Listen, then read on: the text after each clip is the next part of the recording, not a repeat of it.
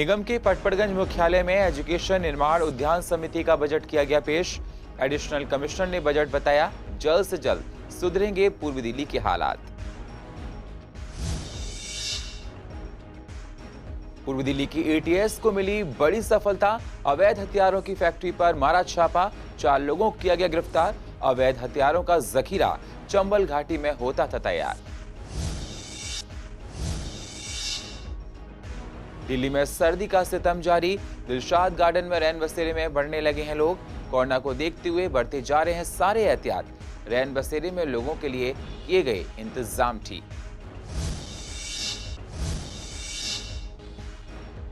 कांतिनगर के पार्क में अनिल वाजपेयी के नाम के बोर्ड पर पोथी का लीक। वाजपेयी ने कहा, जनता को लूटने वाले मेरे काम से है नाखुश।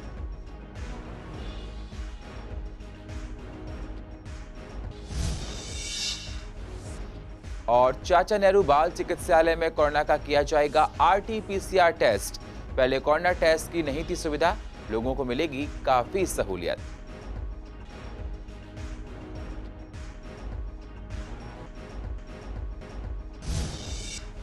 नमस्कार, स्वागत है आप सभी का पूर्वी दिल्ली खास में। मैं हूं आपके साथ सुनील चौहान।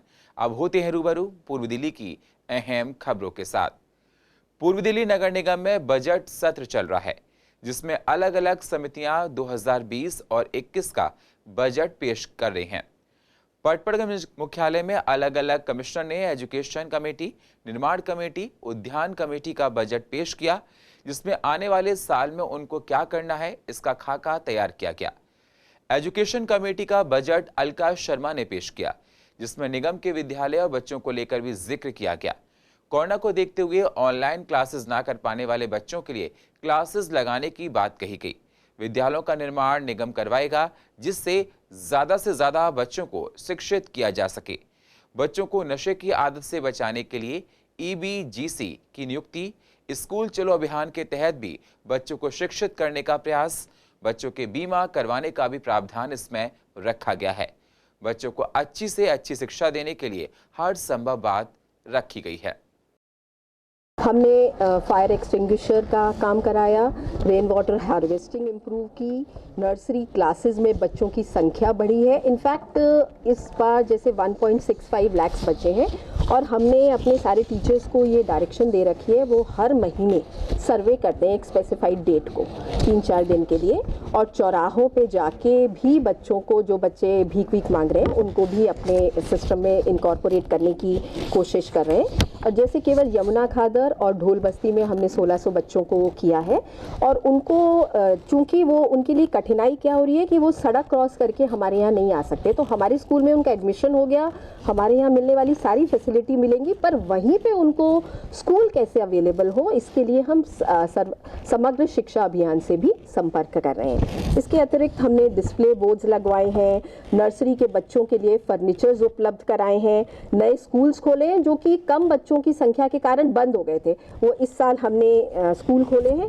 कोविड, सबसे इम्पॉर्टेंट बात कि कोविड-19 होने के बावजूद हमारे बच्चों की जो शिक्षा है वो लगातार चल रही है, इनकी भी और स्पेशल बच्चों की जो कि ब्लाइंड होते हैं, सुन नहीं सकते, उनके लिए भी हमारे स्पेशल एजुकेटर्स लगातार काम कर रहे हैं। हर फैमिली में स्मार्ट फोन्स नहीं होते, उसके लिए हम उनको हार्ड कॉपीज उपलब्ध करा रहे हैं। हमने एक स्पेसिफिक डे रखा है, इस सब्जेक्ट की वर्कशीट इस दिन उपलब्ध होगी, और बच्चे चेक करके भी हमारा काम करने के बाद हमारे स्कूल में चेक करने के लिए भी दे रहे हैं। वहीं निर्माण समिति का budget additional commissioner Brajesh Kumar ने पेश किया, जिसमें बताया गया कि पूर्वी दिल्ली में कहां-कहां काम होना है, जिसका जिक्र किया गया। पूर्वी दिल्ली में नई पार्किंग योजना पर जोर दिया गया। लक्ष्मी नगर और जगह मल्टी लेवल पार्किंग का निर्माण किया जाएगा। नए शौचालय बनाए जाएंगे और पुराने की देखभाल ठीक से होगी। झील खुरंजा इलाके के हालातों को ठीक किया जाएगा। विश्वास नगर, अशोक नगर कूड़े के लिए कंपोस्ट प्लांट लगाए जाएंगे। लाइट और सोलर संयंत्र को भी लगाया जाएगा। विद्यालयों में सीसीटीवी कैमरे लगवाने और अग्नि शमन संयंत्रों की व्यवस्था और स्वामी दयानंद अस्पतालों में भी काम किया जाएगा। इसमें कुछ स्कूल की बिल्डिंग्स हैं, जैसे हमारे बहुत सारे स्कूल की बिल्डिंग हैं और हमारे चिकित्सा भवन हैं। जैसे हमारे चिकित्सा भवन में हमारे चांदी वाला जो अस्पताल था वो हमने विकास किया। फिर हमारे करावल नगर के जो एलोपैथिक डिस्पेंसरी है वो है, स्वामी दयानंद अस्पताल में हम जो है मेंटेनेंस करते रहते हैं, वहाँ लिफ्ट का जो है व्यवस्था मेंटेन रहे, और चूँकि बिल्डिंग पुरानी है तो उसमें हम बीच में जो है उसकी भी मेंटेनेंस करते रहते हैं। फिर हमारे जो स्कूल के बिल्डिंग्स है उसमें हम अग्निशमन संयंत्र की व्यवस्था कर रहे हैं और CCTV कैमरा भी वहाँ लगा रहे हैं। ये क्या होता है कि जो कैपिटल राशि होती है वो तो हमें विभिन्न मद से मिल जाती है, चाहे वो MP से हो, चाहे MLLAD से हो, चाहे वो अमृत में हो, चाहे UDF में हो, लेकिन उनकी जो रख रखाव की राशि होती है वो हमारी अंदरूनी इनकम या जो ग्रांट आती है उससे होती है। तो इस वर्ष कोरोना के कारण हमारी जो अंदरूनी इनकम भी कम है और जो दिल्ली सरकार से ग्रांट आनी है वो भी काफ़ी कम आई है, और उन्होंने कुछ लोन का पैसा भी काट दिया है। इससे हमारी वित्तीय स्थिति जो है मेंटेनेंस वाली जो है रखरखाव पर जो खर्च होनी है उसमें हम थोड़ा दबाव में हैं। तो वो हमें जितने भी हमारे स्कूल बिल्डिंग्स हैं और हमारे जो CSDs हैं और हमारे जो प्रशासनिक जो भवन है सब पर लगानी है। कभी हमने एक ही बिल्डिंग में लगाया है और कुछ 9 स्कूलों में लगाया है, उसको धीरे धीरे हम सारे स्कूल में लगाएंगे। वहीं उद्यान समिति का बजट एडिशनल कमिश्नर प्रशांत पांडा ने पेश किया, जिसमें जगह जगह वृक्षारोपण का भी कार्यक्रम का जिक्र था। दिल्ली सरकार की दिल्ली पार्क और गार्डन सोसाइटी योजना के माध्यम से पार्कों को RWA NGO द्वारा रखरखाव की बात कही गई। MOU स्कीम के तहत उद्यान समिति काम करेगा। STP प्लांट के पानी से पार्कों की सिंचाई होगी। ग्रीन वेस्ट मैनेजमेंट सेंटर और ETP प्लांट पानी से सिंचाई को करवाने की बात भी कही गई है। पिछले साल उद्यान विभाग के उपलब्धियां हमने गिनाई है। इसमें पहली बार शायद ईस्ट दिल्ली म्यूनसिपल कॉरपोरेशन के इतिहास में हमने नियरली 70 प्राइजेज जीते हैं अक्रॉस ऑल। ये उसमें से मेन जो है CPWD फ्लावर शो है, मैरौली के फ्लावर शो है, पूसा के फ्लावर शो है। इनफैक्ट नोएडा तक हम गए हैं, नोएडा फ्लावर शो में भी पार्टिसिपेट किया है, गार्डन टूरिज्म फेस्टिवल में पार्टिसिपेट किया जो दिल्ली सरकार द्वारा, और उनमें इतनी ज़्यादा अवार्ड्स आज से पहले कभी ईस्ट दिल्ली म्यूनसिपल कॉरपोरेशन ने जीता ही नहीं था। ये पहली बार है कि कई सारे एक्टिविटीज़ से इन्होंने इतने सारे पुरस्कार जीते हैं, विच जो दिखाता है कि हमारे एम्प्लॉइज़ जो है काफ़ी मेहनत कर रहे हैं एंड डिस्पाइट एडवर्स कंडीशंस वो अवार्ड्स जीत रहे हैं। पार्कों की हरियाली के लिए हमने जो है ETP से हम जो वेस्ट वाटर है उसको यूटिलाइज़ कर रहे हैं, ताकि जो वाटर टेबल है वो और नीचे ना जाए, एंड कंजर्व कर रहे हैं वाटर टू द बेस्ट हमारे बेस्ट करने के लिए, ताकि पानी ज़्यादा ना खर्च करते हुए भी पेड़ पौधे और ग्रीनरी जो है बढ़ाई जाए। पूर्वी दिल्ली में बढ़ रहे अवैध कार्यों को लेकर प्रशासन काफी सजग है और अपने निरंतर प्रयास से इन दिनों के ठिकानों को, जी हां, इन लोगों के ठिकानों को नेस्तनाबूद कर रहा है। आपको बता दें, पूर्व दिल्ली के ATS की टीम ने अवैध हथियारों की फैक्ट्री पर छापा मारकर 4 लोगों को गिरफ्तार किया, जो कि पार्टनरशिप में इस धंधे को चलाते थे। फैक्ट्री इन अवैध हथियारों की सप्लाई करती थी, जो दिल्ली NCR में अवैध हथियारों का जखीरा चंबल घाटी में तैयार होकर आता था। इस गिरोह को पकड़ने में ATS टीम के इंस्पेक्टर दिनेश आर्या ने अपनी टीम गठित की, जिसने चंबल जाकर फैक्ट्री पर छापा मारकर 4 आरोपियों को गिरफ्तार कर पेशी के लिए भेज दिया गया है। आपको बता दें, इन चारों से 10 अवैध हथियार, जिसमें से 4 revolver, 1 semi automatic pistol, 5 shotgun, 42 live cottage बरामद किए। गिरफ्तार हुए 4 लोगों में से आदित्य ठाकुर, जो गैंग को ऑपरेट किया करता था, इसके साथ संतोष, ओम सरन और बंसी नाम के आरोपी भी गिरफ्तार किए गए हैं। ईस्ट दिल्ली वासियों को अब कोरोना जांच रिपोर्ट पाने के लिए ज्यादा लंबा इंतजार नहीं करना पड़ेगा। चाचा नेहरू बाल चिकित्सालय में भी RT-PCR टेस्ट की सुविधा शुरू हो चुकी है। अब तक इस अस्पताल में कोरोना मरीजों के सैंपल लिए जाते थे, उन्हें जांच के लिए संबंधित एजेंसियों के पास भेज दिया जाता था। ईस्ट दिल्ली में राजीव गांधी अस्पताल के अलावा किसी अन्य अस्पताल में कोरोना जांच की सुविधा नहीं थी।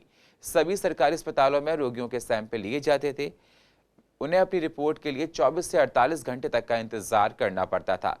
चाचा नेहरू अस्पताल में जांच रिपोर्ट का ट्रायल चल रहा है, जहां जो अपने अंतिम दौर में है। डॉक्टर BL शेरवाल के मुताबिक यहां रोजाना 200 सैंपल लिए जाते हैं। लास्ट वीक से हमने टेस्टिंग शुरू कर दी है। पहले यहाँ पर हम रैपिड एंटीजन करते आ रहे हैं और ऑन एन एवरेज 600-700 सैंपल हम कर रहे थे, लेकिन RT-PCR के लिए हमारे को चाचा नेहरू में जो सैंपल कलेक्ट करते थे वो दूसरी लैब में भेजने पड़ते थे, या तो हमारे जाते थे सैंपल NCDC या मौलाना आज़ाद और या राजीव गांधी में भी हम सैंपल भेजते थे। तो हमें इसकी ज़रूरत थी कि अगर चाचा नेहरू में भी हम RT-PCR शुरू कर पाएँ, और इसीलिए हमने उसके लिए लैब की तैयारी की। और बड़ी खुशी की बात है कि इस एरिया में जो है अब हम अपने हॉस्पिटल के और साथ में दूसरे हॉस्पिटल के भी सैंपल हम कर पाएंगे। आज की डेट में हमारे पास कैपेसिटी कोई 200 सैंपल पर डे हम कर सकते हैं, लेकिन अगर ज़रूरत पड़ेगी तो हम 300 से 400 सैंपल पर डे कर पाएंगे।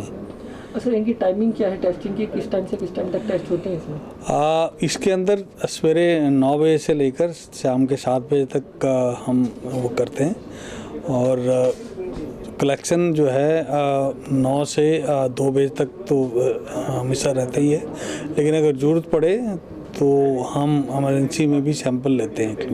किसान आंदोलन कम होता हुआ नजर नहीं आ रहा है। गाजीपुर बॉर्डर पर किसान पिछले 21 दिन से कृषि बिल के खिलाफ धरने पर बैठे हुए हैं। बॉर्डर बंद होने की वजह से लोगों को आने जाने में तमाम तरह की परेशानियां रोज उठानी पड़ती हैं। किसान आंदोलन में आज पूर्व सैनिकों ने हिस्सा लिया और कहा कि किसानों को साथ सरकार ने गलत किया है।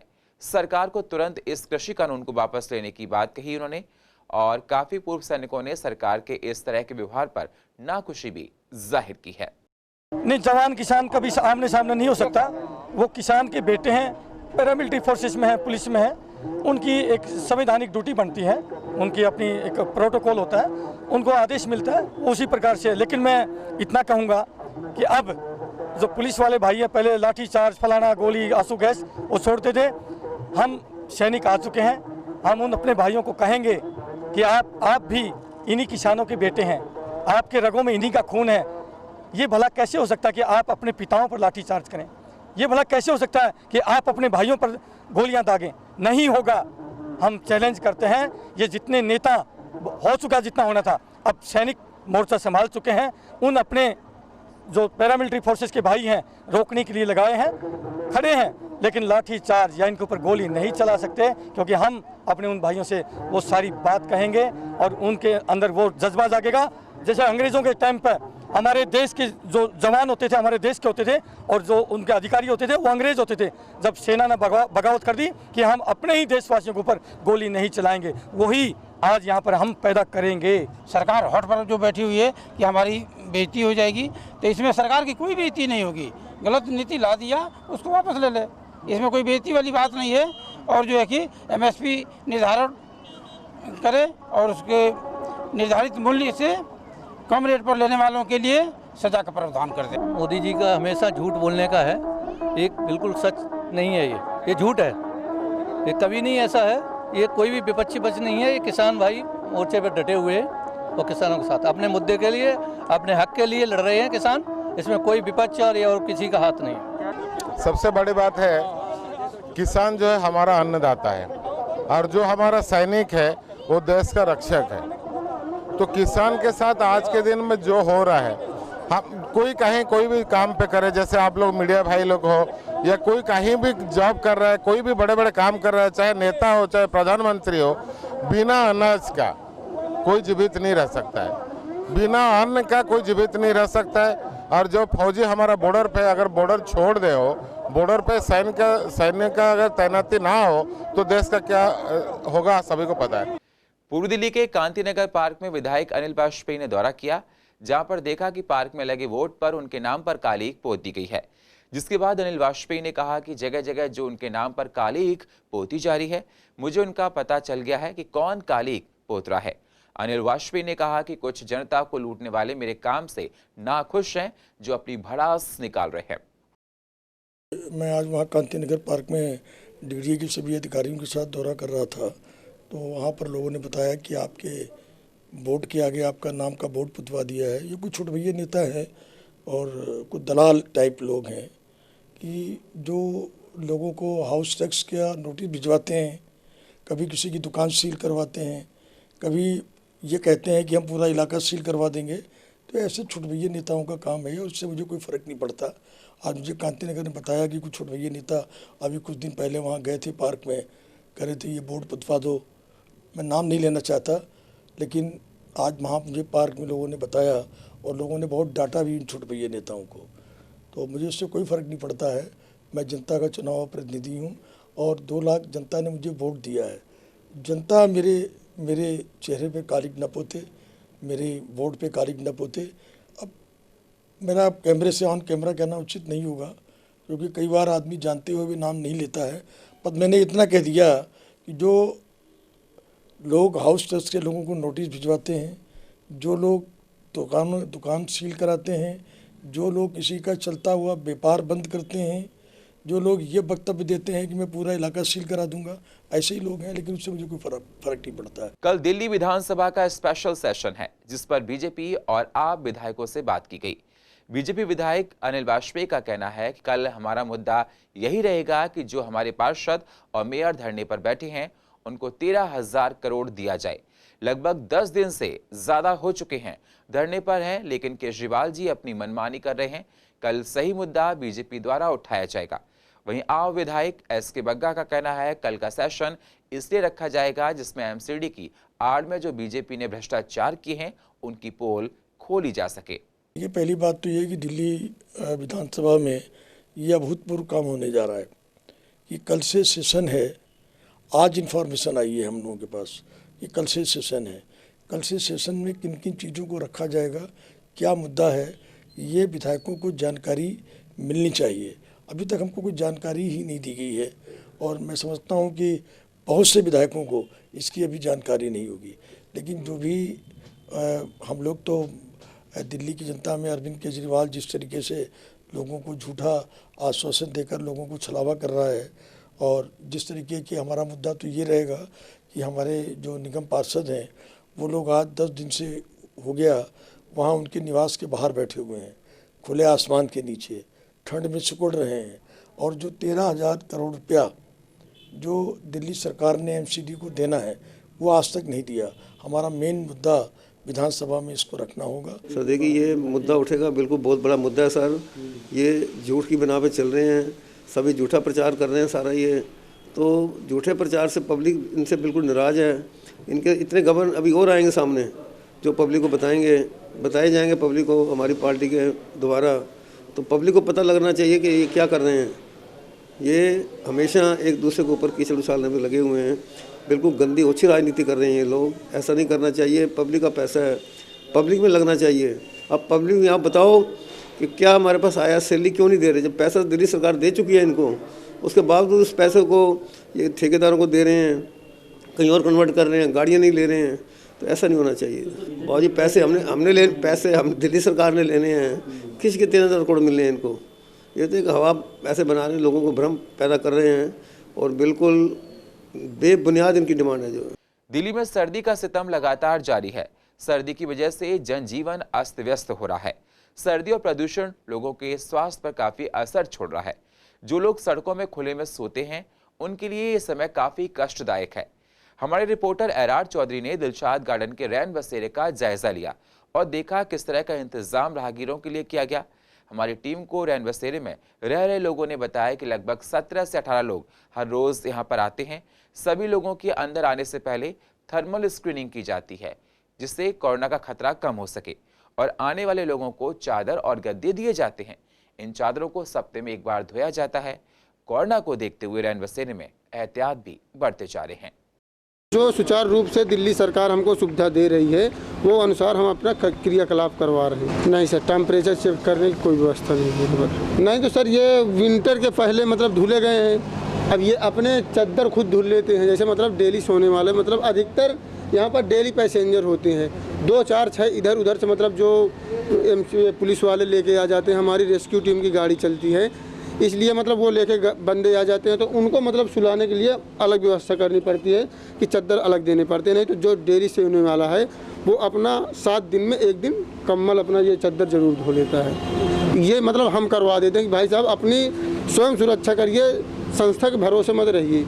तबीयत खराब होती है तो सर हम टीप प्लास्टर करने के लिए ये हमारे मेडिकल मतलब फर्स्ट एड बॉक्स है, ये सर हमारे पास मतलब ये टीप प्लास्टर करने के लिए है ये दवा, ये कैप्सूल वगैरह मतलब यहाँ पर ड्रिंक करके ज़्यादा लोग आते हैं। हाँ, ड्रिंक करके मतलब कोई आ जाता तो दवा खिलाने से सर स्पार्क भी हो सकता है, मतलब ज़्यादा दिक्कत हो सकती है, क्योंकि सर हम MBBS तो है नहीं, यदि हम भी उसमें पकड़े जाएंगे। हाँ, तो इसलिए मतलब हमारे सीनियर ने सीधा बोल दिया है कि दवा कैप्सूल का कोई काम नहीं, सीधा मतलब एम्बुलेंस बुलाइए, एम्बुलेंस में अपना अस्पताल भेजिए। डिस्टेंसिंग का पालन हो रहा है, लोग दूर पे तो सो रहे हैं, थोड़ा सा दूरी बना, हफ्ते में 1 बार 2 बार धुल देते हैं जो रोज़ होने वाले हैं।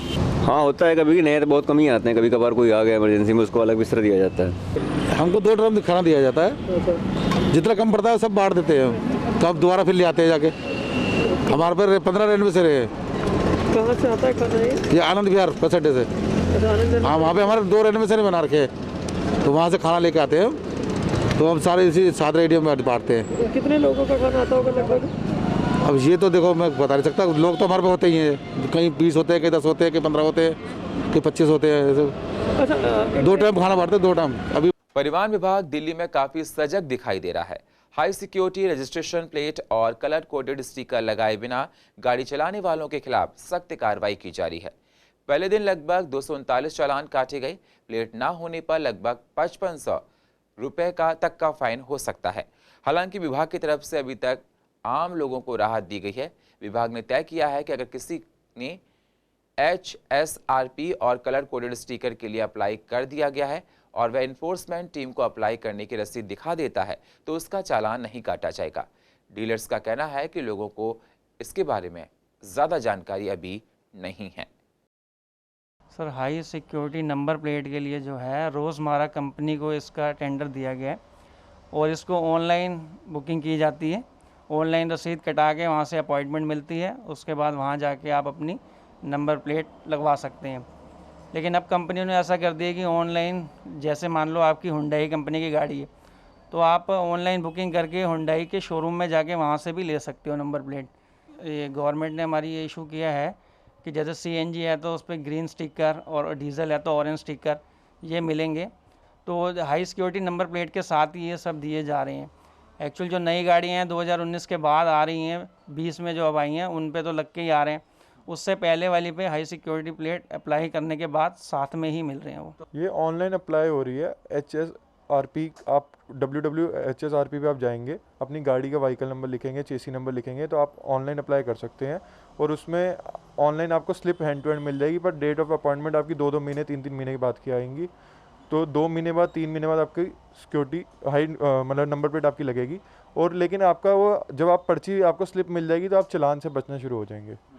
पर ये जो सरकार ने एकदम से फैसला उठाया, आप पहले इन्होंने कहा कि हाँ कोई नहीं लगवा लो, जो 2019 के बाद की गाड़ियाँ आई हैं उन पे सब पे लग के आई है, जो उससे पहले की हैं तो इन्होंने कहा आप लगवा लो। इन्होंने डेट ऑफ टाइम पीरियड जो दिया वो 30 नवंबर का दिया था पहले, फिर उन्होंने एकदम से कहा दिया नहीं जी अब आपका चालान होने शुरू हो जाएंगे, तो उस वजह से सरकार को एकदम से फैसला नहीं उठाना चाहिए था। एक गाड़ी का अगर 5500 का चालान होगा तो 5500 रुपये का मेरे 15 दिन का राशन आता है घर में लोगों के। अगर ऐसे हाल होगा तो केजरीवाल जी को सोचना चाहिए था, लोगों को परेशान करने के लिए तैयार बैठे, टाइम देते ना, आपने एक्शन तुरंत दान कर दिया, वहाँ कल्याण कर दिया। ऐसे थोड़ी होता, पब्लिक पहले ही परेशान है भैया, क्यों ऐसे परेशानी और दे रहे हो? आप लोग समय दो, पब्लिक को जागरूक करो। पहले दुनिया भर की ऐडों में तो पैसा लगाते हो, इसके लिए भी तो ऐड में पैसा लगाते हैं ना, लोगों को जागरूक करते हैं। और पूर्व दिल्ली की अधिक जानकारी के लिए आप YouTube पर जाकर CCNN को सब्सक्राइब करें और फ्रेश अपडेट लेते रहें। और फिलहाल पूर्व दिल्ली खास में इतना ही। बाकी खबरों के लिए आप बने रहिए CCN के साथ। तब तक के लिए नमस्कार।